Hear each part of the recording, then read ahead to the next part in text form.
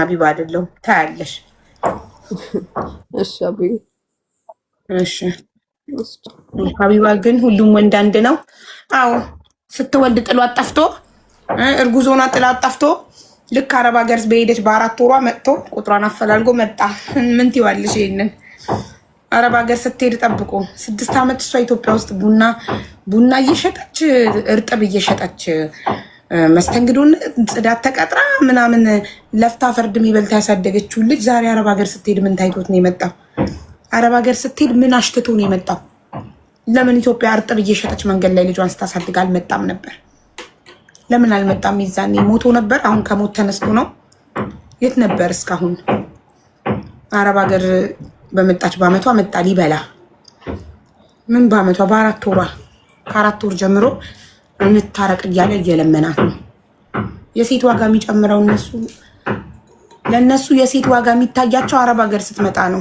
ለምን አረብ ሀገር ስትመጣ በቀላሉ በወር በትንሹ ከ50 ሺህ እስከ 60 ሺህ ደሞዝ ታገኛለች። ስለዚህ ውድ ናት አረብ ሀገር ያለች ሴት። ኢትዮጵያ ውስጥ ግን ጽዳት ተቀጥራ ስትሰራ፣ ቡና ጠጡ ስትሰራ፣ እርጥብ ስትሸጥ መንገድ ላይ ሴት አልነበር፣ ዋጋ የላትም ነበር።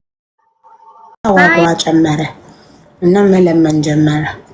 እኔ እሷን ብሆን 6 ዓመት እኔ ብቻዬን ነው ያሳደግኩት። ያለ አምስት ሳትረዳኝ ያሳደግኩት። ስለዚህ አሁን ደግሞ አንተ ሌላ 6 ዓመት አሳድግና ከዛ እኔ ከአረብ ሀገር ስመጣ ትመልስልኛለህ ልጁን ከፈለክ። የዛኔ አቅም ካነሰክ ጨምላቃ። ልጅ ካደገ በኋላማ ሁሉም ይፈልገዋል። ልጅ ካደገ በኋላ ጉልበቱ ይፈለጋል፣ ያገለግላል፣ ጧሪ ይሆናል፣ ይጦራል።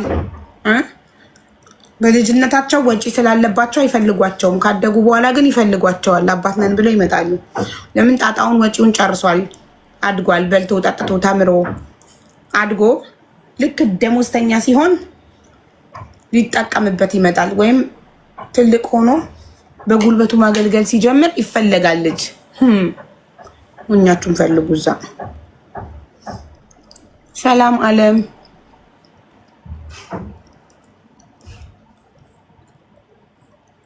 አለም። አሁን ሚዩትሽን ማብራት ትችያለሽ ማሬ። ወይ ሀዊ እንዴት ነሽ? ሰላም ነው አለን፣ እግዚአብሔር ይመስገን። ደህና ነሽ? አለን አለን ማለት እኔ የምልሽ አስተማሪ ታሪክ አለኝ። የኔ ታሪክ ብዙ ሴቶችን ያስተምራል ብለሽ ነበር ኮመንት የጻፍሽው አይደል? በጣም ወድሽ የማደንቅሽ። እሺ ማሬ፣ ኮመንት ላይ የጻፍሽው የኔ ታሪክ ብዙ ሴቶችን ያስተምራል ብለሽ ነው የጻፍሽው አይደል?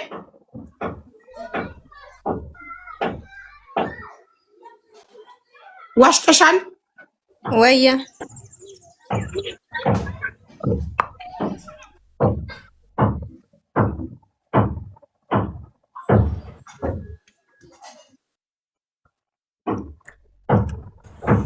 አዎ ሀውዬ፣ አዎ ይሰማኛል ሀውዬ። እሺ ታዲያ አስተማሪ ይሰማኛል። ኦ ማይ ጋድ። እሺ ቀጥይ፣ በቃ ቀጥይ። አዎ በጣም ለብዙ ሴቶች ያስተምራል። እሺ ቀጥይ ማሬ። እሺ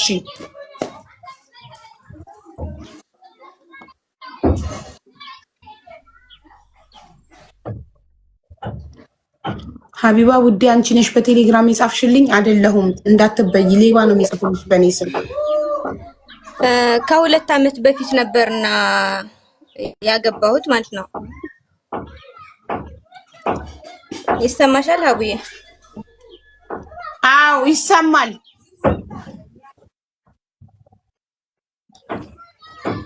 ከ2 ዓመት በፊት ነበርና ያገባሁት።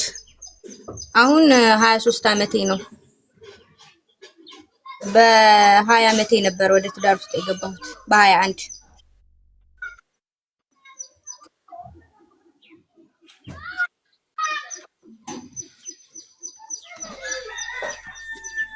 ዓመቴ ነበር ወደ ትዳር ውስጥ የገባሁት እና ከ20 ዓመት በፊት በቃ በጣም ብዙ ማለቴ በጣም ደስ የሚል የተስተካከለ ኑሮ ነበር የምኖረው ከቤተሰቦቼ ጋር፣ ከእናቴ፣ ከአያቴ፣ ከእህቶቼ ጋር ማለት ነው።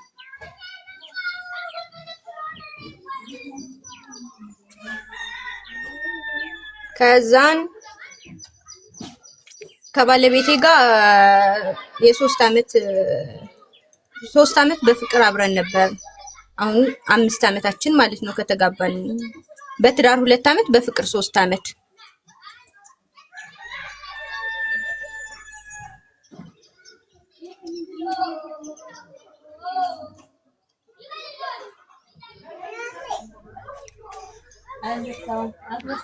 ከዛ በቃ በሰርጋችን የኔ ቤተሰብ ቤት ሰጠን፣ ቦታ ሰጠችኝ አያቴ። የእሱ ቤተሰብ ደግሞ 300,000 ብርና ቦታ ተሰጠን።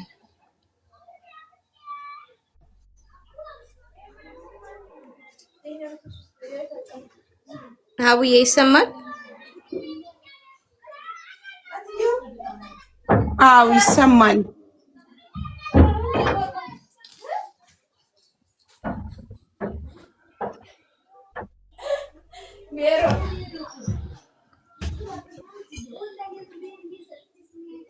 ከዛ የእሱ ቤተሰቦች በሰርጋችን ቀን ቃል የተገባልን ገንዘብ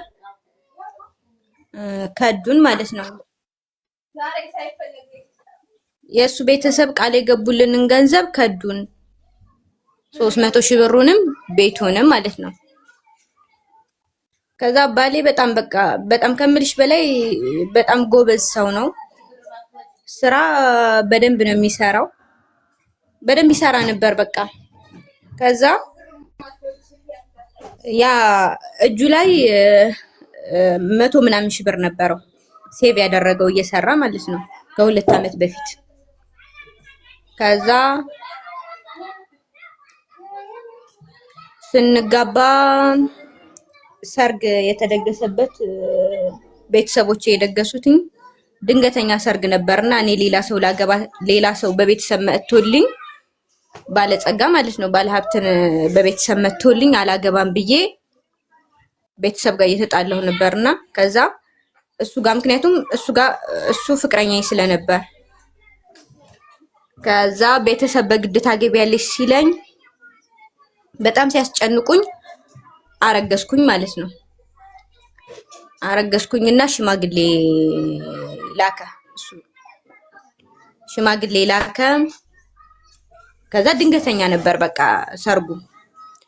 ከዛ በቃ ወዲያው እኔም እርጉዝ ስለነበርኩኝ ቤተሰብም ያው በቤተሰብ የመጣልኝ ባለሀብት ባል ስለነበረ ምናምን እናቴ በቃ ብዙን ሌላ ነገር እንዳይፈጠር ማለት ሌላ ነገር እንዳይወራባቸው ምናምን ነገር ብለው አፋጠኑትኝ ሰርጉን ማለት ነው።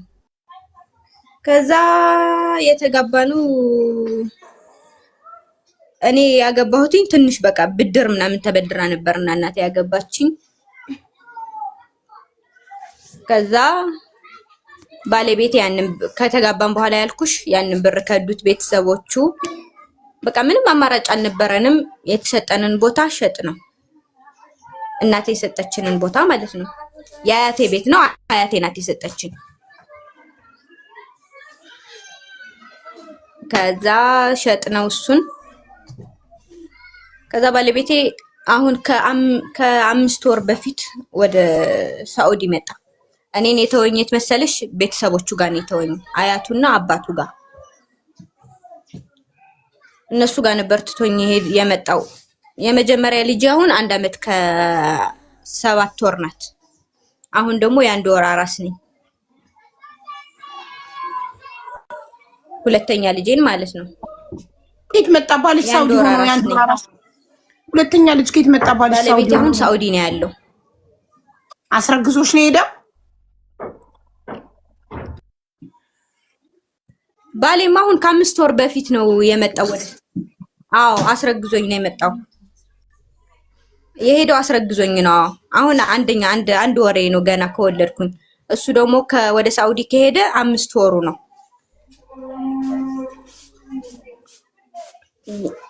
ያ እንዳልኩሽ ያ ቤት ተሸጠ። ቤተሰቦቹ ከከዱን በኋላ ብሩን ቤቱን ሸጥ ነው የአያቴን ቤት ማለት ነው። ከዛ ዱባይ ስራ ጀመረ መመላለስ እቃ ማምጣት ከዛ ማለት ነው ከዱባይ ያመጣ ወደ ኢትዮጵያ መሸጥ ጀመረ። መጀመሪያ ሳውዲ ከመሄዱ በፊት ማለት ነው ቤቱ እንደሸጥ ነው። ማን ነው ዱባይ ስራ የጀመረው? ባሌ 5 ወር ነው ሳውዲ። ታዲያ ወደ ኋላ ለምን ታረጊ? ቤቱን እንደሸጥ ነው ቤቱን እንደሸጥ ታዲያ ለምን ቅደም ተከተሉን ጠብቀሽ አውሪ ማሪ። እሺ እኔ ወዲ ቅርታ ማለት ላይቭ ላይ እንደዚህ ገብቻ አላቅም። ቲክቶክም ገና አዲስ ነው የጀመርኩትኝና እሺ ችግር የለም። ከዛ መጀመሪያ ቤቱ 1.5 ነበርና የተሸጠው። ከዛ ዱባይ ስራ ጀመረ። ከዛ ዱባይ ስራ ጀምሮ በጣም ቤስት ጓደኛው ነውና አብሮ አደጉ በዩ ጓደኛው ነው። ክርስትናም አንስቷል። አሁን ያኔ ልጅየው ጋር ክርስትና ተነሳስተዋል። በቃ ቅርበታቸው ይሄን ያክል ነበርና የውጭ ፕሮሰስ ለምን አልጀምርልህም አለው ጓደኛው ማለት ነው። የምን የውጭ ፕሮሰስ አልጀምርልህም አለውና ዱባይ እየተመላለሰ 500 ሺህ ብር ሴቭ አረገ። 500 ሺህ ብር ሴቭ አረገና 2 ነጥብ ሆነ አይደለ ዱባይ እየሰራ ማለት ነው።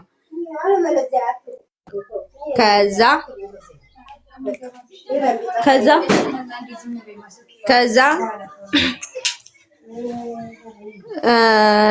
ለምን ወይ የውጭ ፕሮሰስ አልጀምርልህም ብሎ ሀውዬ ወደ 800 ምናምን ሺህ ብር አስወጣውና ብሩን ይዞበት ጠፋ።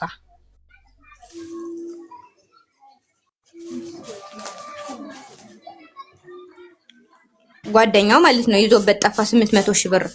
ፕሮሰስ ወረቀት እየጨረስኩልህ ነው እያለ የውሸት ፋይል እየሰጠ እናንተም የተጋባችሁበትን የሰማንያ አምጡ አንቺንም ፈርሞ እንዲወስድሽ ምናምን እያለ በቃ አጭበርብሮ ወደ 800 ሺህ ብር ወሰደበት።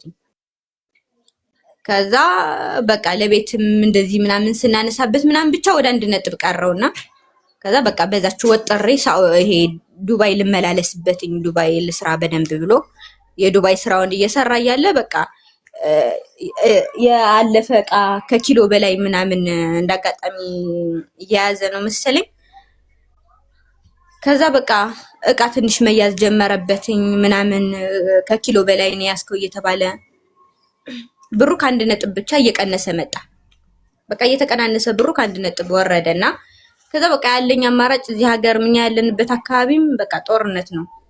እንደዚህ ተረጋግተስ የምትቀመጥበት አይደለም ያለንበት አካባቢና ከዛ እዚህ ከምቀመጥም ለምን ወደ ሳውዲ ፕሮሰስ ጨርሼ አልሄድም በኢጋማ ምናምን አለ። ከዛ አወራን። እሺ ምናምን አልኩት። እንዳልኩሽ ትቶኝ ሄደው ከአያቱና ከአባቱ ጋር ነው። ከዛ አልተስማማንም።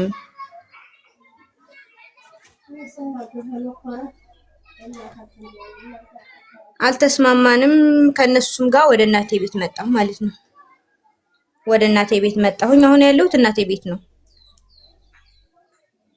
እሱ ደግሞ ሳውዲ 5 ወሩ ሳውዲ ነው። ምንም ስራ የለውም። በኢጋማ ነው የሄደው። ምንም ስራ የለውም። በቃ እዛ ነው ያለው። ለኔም በቃ እሱም በቃ በጣም ተጨናንቆ ነው ያለው እዛ። እኔም አሁን እናቴ ቤት ነው ያለሁት። በ23 ዓመቴ አስበሻል 2 ልጅ ወልጄ በቃ ልል የፈለኩት ምንድነው ሀውዬ እንደዚህ ፍቅር ስለያዛችሁ ብቻ ተቻኩላችሁ ትዳር የሚገባበት አይነት ነገር አይደለም። እንደዚህ ወድሻለሁ ስለምንዋደድ ብቻ ተቻኩለን ትዳርስ የምንገባበት ነገር አይደለም። በጣም ብዙ መስዋዕት ያስፈልገዋል። ማለት በጣም ተዘጋጅተሽ ነው መግባት ያለብሽ ወደ ትዳር። ዝም ብለሽ እንደዚህ እኔ አሁን እንዳልኩሽ በ20 ዓመቴ ነው ያገባሁትኝ። 2 ልጆች ደግሞ ወልጃለሁ። 2 ልጆች ባሌ ሳውዲ ነው። 5 ወሩ ምንም ስራ የለውም። በኢጋማ ነው ሄደው። ግን እስካሁን ምንም ስራ ሰርቶ ምንም ስራ እንደሌለና ምንም ነገር እንደማይልክ ምንም ነገር ልኮልኝ አያውቅም። 5 ወር ሙሉ ባልሽ በኢቃማ ሄደው የተቀመጠ የት ነው የሚኖረው? 2 ልጆች እናቴ ቤት ሁኜ እናቴ ለራሱ ምንም ነገር የላትም። በቃ እነሱ ጋር ነው ያለሁት። እንደምንም ነው ልጆቼን እያሳደግኩኝ ያለሁት። አሁን አራስ ነኝ እኔ። ውዴ እና በቃ ትዳርስ እንደዚህ ተቻኩለህ የምትገባበት ነገር አይደለም። ተረጋግተህ የሆነ ነገር ይዘህ ቢያንስ ለኛ ህይወት የኛ ህይወት በቃ አንድ ጊዜ ተበላሽቷል። የልጆችህን ህይወት ግን የምታስተካክልበት ነገር የሆነ ነገር ሊኖር ይገባል ለማለት ፈልጌ ነው ሀቡዬ። እሺ አለምዬ፣ አሁን አንቺ በ23 ዓመትሽ 2 ልጅ አለሽ። በጣም እድለኛ እኮ ነሽ። በጣም እድለኛ ነሽ።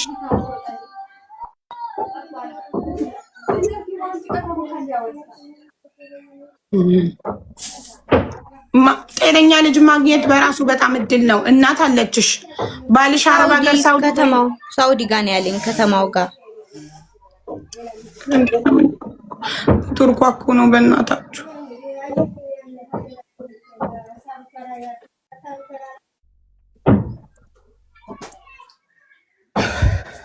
ላውራ እንዴ? እሺ እኔ ላውራ።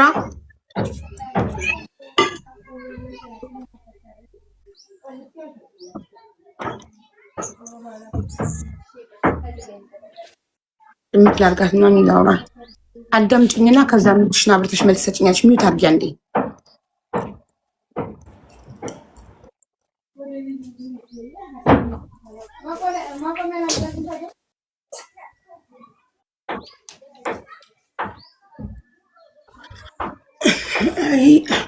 እንደው ምን ይሻላል?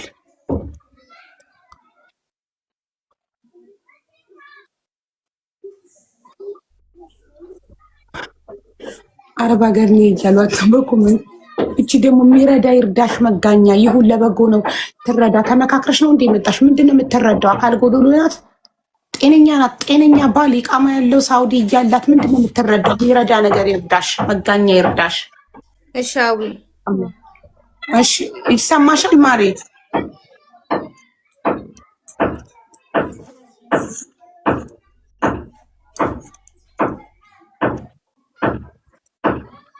ባልሽ ሰው በባህር ሄዶ እንኳን ግመል ጥበቃ ይሰራል። ባልሽ በኢቃማ ሄዶ 5 ወር ሙሉ የቤት ኪራይ ማን እየከፈለለት ምን እየበላ ምን እየጠጣ ነው 5 ወር ሙሉ ቁጭ ያለው?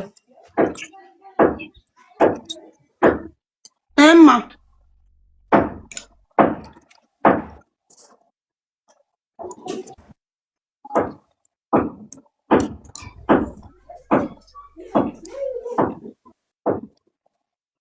አዎ ይሰማኛል። ኧረ ምን ይሰማሻል? ታይኝ ልቤን አወረድሽ።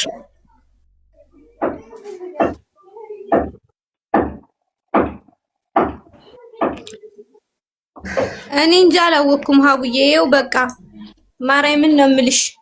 አንድ ወር እየላክሽለት ነው ጌታን ምን ነገር በቃ የለንም። ግን እናት ያለው ሰው መቼም አይከፋውም ነው እንጂ በቃ ስራ የለው ስራ አለምዬታቸው ነሽ። ጻፊልኝ አዳምጪኝና ምንም የለንም በደንብ ነው እንጂ ያላችሁ ቤት የሸጣችሁበት 1.5 ነበረ። ከዛ ላይ ዱባይ ተመላላሽ ሰርቶ ባልሽ 2 ሚሊዮን አስገባችሁት። ከ2 ሚሊዮን ወደ ውጭ ሀገር ለመሄድ 800 ሺህ ብር አወጣ። ስለዚህ 1.3 አላችሁ። 1.3 አስቀምጣችኋል ባንክ አይደል? አንድ ሁለተኛ ነገር እናትና አባቱ ጋር ትቶሽ ሄዶ ከእናትና አባቱ ጋር መስማማት ስላልቻልሽ እናትሽ ቤት ተመለሽ። ተመስገን እናት አለችሽ በህይወት ጤነኛ 2 ልጆች አሉሽ። እሺ ባልሽ በኢቃማ ስላለው የሌላቸው በባህር ነው የሚሄዱት፣ በሰርቶ ክፍያ ነው የሚሄዱት። እሱ ስላለው ኢቃማ ገዝቶ በኢቃማ ሄዶ 5 ወር ሙሉ ባሌ ሳውዲ ቁጭ ብሎ 5 አይልክም ስራ አላገኘም አልሽ። እሺ በኢቃማ ሄዶ ገንዘብ ይዞ ነው ሄደው የቤት ኪራይ የሚከፍልበት። እሺ አንድ 3 ኢቃማ አሰራበት ችግር የለውም። እሺ በኢቃማ ሄዶ ቁጭ ብሎ የቤት ኪራይ ክፍል እየበላ እየጠጣ 5 ወር የሰው ሀገር ዝም ብሎ ቁጭ አለ።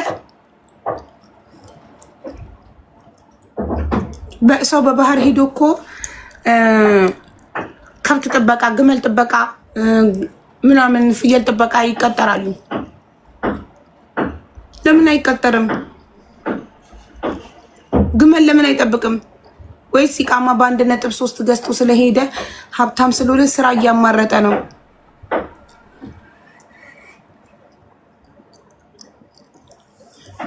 እሱ ደግሞ ማይሰራ ከሆነ ኢጃዛ ቤት ቁጭ ብሎ የቤት ኪራይ የሚከፍልለትና የሚያበላው ካለ አንቺ ለእናትሽ ልጆችሽን ሰተሽ አረብ ሀገር መተሽ ሰርተሽ ልጆችሽን አሳድጊ። እኔ ማር እና በ23 ዓመትሽ በመውለድሽ አትጸጸች። እድለኛ ነሽ። እናቴ ትሙት እኔ መጀመሪያ ልጄን በ26 ዓመቴ ነው የዛሬ 10 ዓመት የወለድኩት።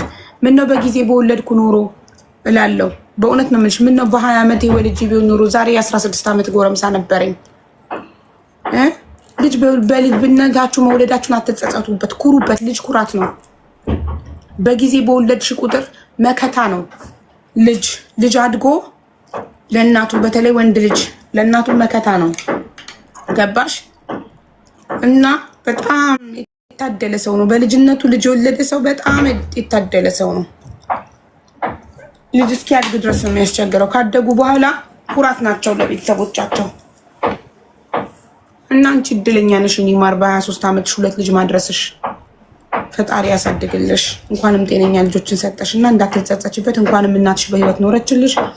ልጆችን ለእናትሽ ሰጠሽ። አረብ ሀገር መጥተሽ ሰርተሽ እሱ ማይልክ ከሆነ ማሬ ከተቸገርሽ እናትሽ ጋር ልጆችሽን አስቀምጪና አረብ ሀገር መጥተሽ ስሪና ህይወትሽን ቀይሪ እንደኛ እናቴ።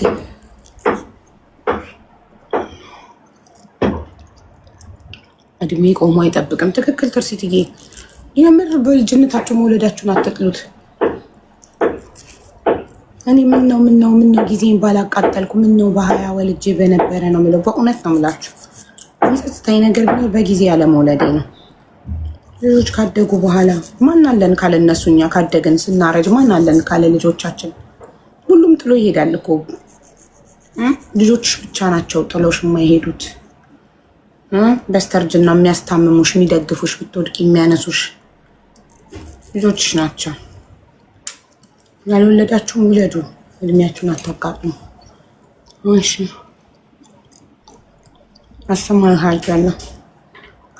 የቱርኳን እንጂ ያስቸገራት ቆሷ እሷ ለማለት የፈለገችው ፍቅር ዳቦ አይሆንም ተፋቀርም ብላችሁ አትውለዱ ነው።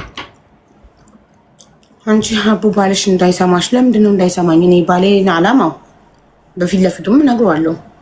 ባል ነበር ይባላል እኮ። ባል ነበር፣ የኔ ባል ነበር። ዛሬ ግን የከሊት ባል ነው ይባላል። ባል ነበር ይባላል። ሚስትም ነበር ትባላለች። ነበረች፣ ሚስቴ ነበረች። አሁን ግን የሌላ ሰው ሚስት ናት ይባላል። ነበር የማይባሉ ልጆች ብቻ ናቸው። ልጆችሽ ልጄ ነበረ አሁን ግን የከሌ ልጅ ነው ሊባል አይችልም። ልጅሽ ነው በቃ። አንዴ ወልደሽዋል። ያንቺ ነው፣ ከአንቺ ውስጥ ነው የወጣው። ያንቺ የስጋሽ ቁራጭ ነው። ነበር ሊባል የማይችለው ነገር እናት፣ አባት፣ እህት፣ ወንድም፣ ልጅ ነው። ባል ነበር ይባላል። ሚስት ነበረች ይባላል። ነገ የሚፈጠረውን አታውቂም። ነገ ዛሬ አንቺ ባል የነበረ ባል ነገ የሌላ ሰው ባል ሊሆን ይችላል። የምን መሸፋፈን የምን ማስመሰል ነው? እውነቱን ተናግሮ የመሸበት ማደር። ወደፊቱም ፈጣሪ ነው የሚያውቀው። ስለዚህ ነበር ሊባል የማይችለው ልጅ ነው። ልጅ ውለዱ። እሺ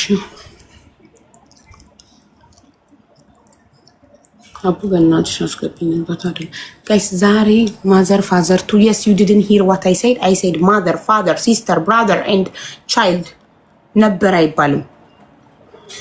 እስከ መጨረሻው ሳትሰሙ እኮ ለመኮመት ስለምትሮጡ ነው የምትቸኩሉት። እንትን ማለት ነው። ችግር መስማት አንፈልግም ዛሬ። ይቅርታ አድርጉልን። አስተማሪ ታሪክ ብቻ። ሶሪ አስተማሪ ታሪክ ብቻ። አስተማሪ ታሪክ አለኝ ብላችሁ ልጽፉ እናስገባለን። አስተማሪ ታሪክ ብላችሁ ዋሽታችሁ ገብታችሁ ችግር ብታወሩ እንነቅላችኋለን። ሶሪ ዛሬ ችግር የመስማት ሀሳብ የለንም። ቴንክ ዩ።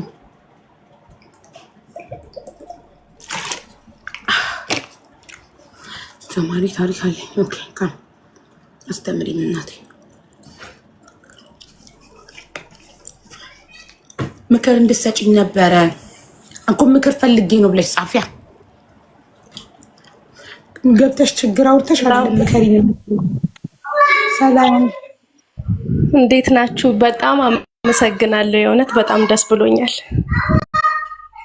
እናቴ አስተማሪ ታሪክ አለሽ? አዎ አለኝ አቡዬ። እሺ ውዴ ጀምሪማ። እኔ አያቴ ናት ያሳደገችኝ፣ የአባቴ እናት ማለት ነው። እና አያቴ ጋር ነበር ያደግኩትኝ። አባቴ በልጅነቱ ነበረ ራሱን አጥፍቶ የሞተው። እናቴ ደግሞ ከአባቴ ጋር በህይወት እያለ ስምምነት ስላልነበረ ነበራቸው ነበረ እናቴ ጥላኝ ጠፍታ የነበረው ማለት ነው እና